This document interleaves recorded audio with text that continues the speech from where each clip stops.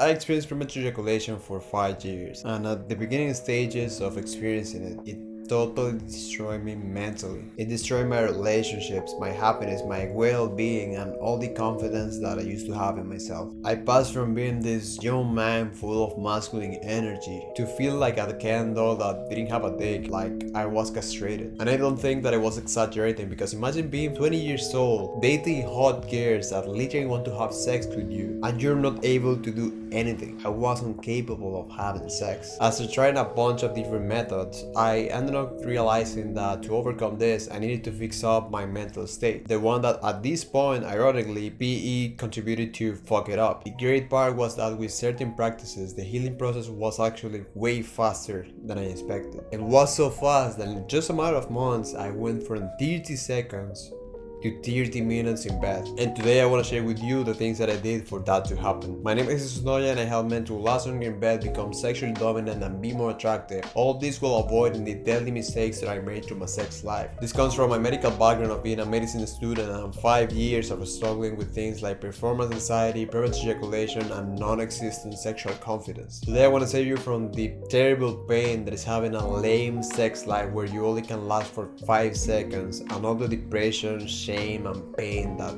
comes with that. This will also help you to alleviate your anxiety, elevate your sexual confidence, and start your journey to live a fulfilling sex life. If you want to be in contact with me to shortcut your process to become a sex god, then click the thumb link in the description to be in contact with me right now. But now I'm gonna walk you through the exact same mental practices that I did to finally enjoy sex like a real man. And this is divided in 3 parts that are mindfulness, anxiety management, and self-confidence. Since I was a kid, I was what people usually call an overthinker.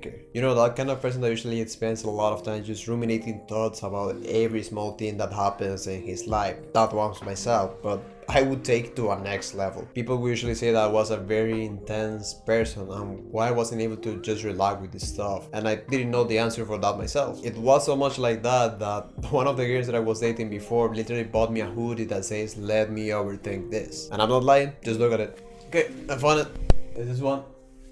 It's kinda old now, but you see that it's true. So this was like a real tangible problem. I would cry sometimes for how much anxiety I would feel for those kind of thoughts. This is one of the things that guided me to what was one of the lowest points in my life, where I literally was sleeping on the streets. And that's when I decided to make a change. Before that, I already knew about mental health practices. I even tried some of them before. But this time I wanted to make a big change, so I dedicated myself religiously to investigate and research the things that I knew that I could put in practice to make a significant change in my life. And the biggest one was meditation. I remember how in just a matter of weeks I was already feeling different. I had to sit down with my thoughts and all the bullshit that was in my head, those kind of things that I was afraid of. And ironically, just by doing this, it was like all those intrusive thoughts that I always used to have, they started to be less and less frequent every day. And anytime that they came to me, instead of reacting by instinct to them, like feeling an emotional attachment, I was able to observe them under a different light. Meditation made me way more mindful of the present moment and the things that I was experiencing in life, instead of thinking about the things in the past and the future, or what could happen and what could not.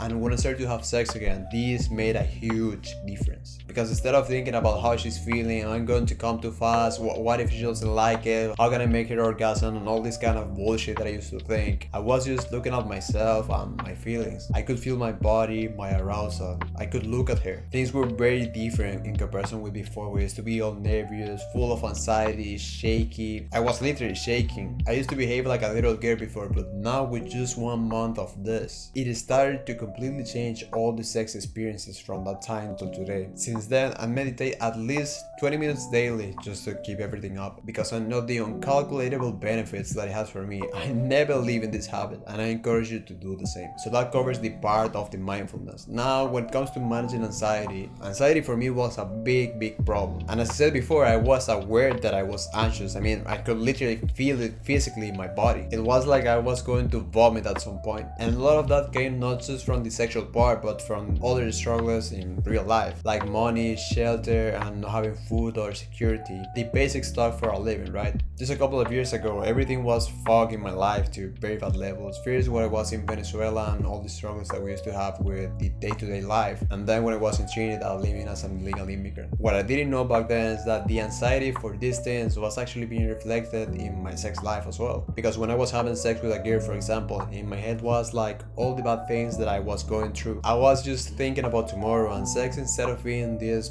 beautiful activity, it was more used as an escape of what I was currently living. And this is something that I see a lot of men doing. They use sex as an escape from the things that they're experiencing in life. Don't make the same mistakes. Solve your biggest problems first. When you're having sex, you need to give what is your full presence to your woman and the interaction, because if not, it will be totally crap. That's why some men, when they're going through stressful or traumatic situations, they usually last way less than they used to do normally. So in general, when you're experiencing a big issue in your life, put a lot of action is just solving that for yourself as soon as possible. And don't mix that with your sexual experiences. Don't use sex as an escape valve. I didn't realize how stupid I was being by trying to have sex with girls when I literally didn't have food in my fridge. I mean, I was mental. And it's not a surprise that after I started to solve those problems, I started to make some good money, to have better rent, I was resting better, feeling better, and my health was going up. When all that was solved, the quality of the sex that I was having was just way higher, and girls could literally see this. That time that I lasted for 30 minutes was after I solved those bigger problems. Of course, there were some like long-term problems that I couldn't solve in just a matter of weeks or days, like some debts that I had to pay, the relationship with my parents and that kind of stuff. That was supposed to take way longer, and I needed to stop carrying that in my bag because it was actually affecting me. That's when I realized that journaling helped me a lot. Journaling was like magical for me because I was like putting down in a place all the BS that was in my head, and even if it was harsh, like giving names to those things that were in there, I started to feel lighter every day the more that I did it. I started to make plans on how to solve the things that I was worried about, and I just suddenly started to feel better because it was like I finally had a plan, a series of actionable steps to do in order to solve the things that I was worrying about. And that was it. That was everything. And when I was with a girl, if any of those thoughts for any reason just came to my mind, I already knew what to do because it was already writing in some place. So it wasn't that much of a deal anymore. It was like just for the fact of knowing what was affecting me, it had less power over me. And I know some people think that it's gay or something, but believe me, man, if you're experiencing anxiety, this is something that will help you a lot. But at least in my personal case, made a big change. And remember, before I used to last only like 5 seconds in bed, and going from that to 30 minutes is a big change, right? Just have that in mind. Lastly, with self-confidence, the way that you see yourself, it actually affects you a lot on the actions that you take. And back then, I was seeing myself as an absolute loser, as a wimp in bed, and I was taking the actions from that position. To help me to go out of this loop, I need to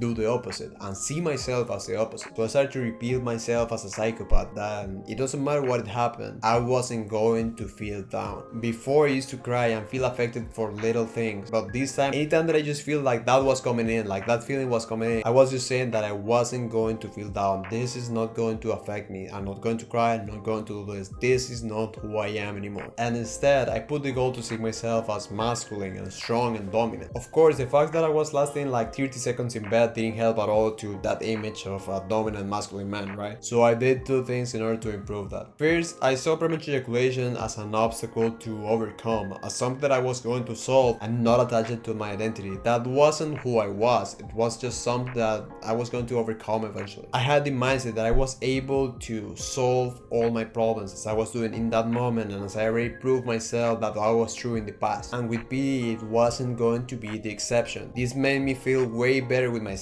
instead of feeling like a handicap. The second thing was stacking evidence to my favor of the identity that I wanted to form. This means that in my mind I started to have this picture of, okay, if I'm not able to last as much as I want in bed, what other traits has that person that is a sex god? I mean, how does he look like? How does he act? What things he usually spends his time on? And I started to emulate those behaviors and doing the habits to achieve this. I gained some muscle, I improved my seduction, I was being more loud and dominant, I improved my speech and the way that I speak to the people, as well as the way that I interact with girls. I improved in all those areas, and I could finally say that I feel like a dominant masculine man. When I started to have my identity, the self-confidence in myself and my sexual confidence started to go up, and with that I saw how my time was improving even more. Working on all these things to a mental level changed my life forever. I couldn't even stress the impact that these habits had on me, because thanks to them, I started to feel like a real man again, to enjoy and experience sex and love like I never did in my life before. So even if you're doubtful and you think that these practices are like hippie stuff, I will highly encourage you to at least give it a try, because this is what actually has the potential to make you a superior lover and enjoy sex like no one else. That's what they did for me, and I really wish the same for you. Again, if you want to improve your sex life in astonishing levels, the top link in the description is my Instagram. Go and click that right now. But besides that, man, I really hope this helps you, and I'll see you later. Bye.